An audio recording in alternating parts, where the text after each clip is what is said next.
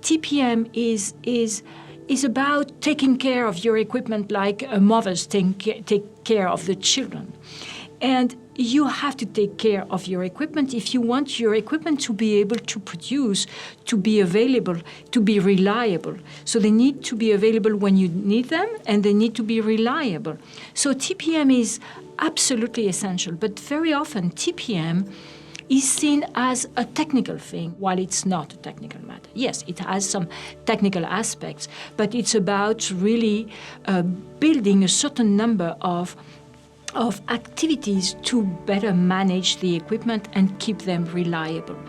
So autonomous maintenance is a key pillar, but also preventive maintenance, planned maintenance, early equipment management are big parts.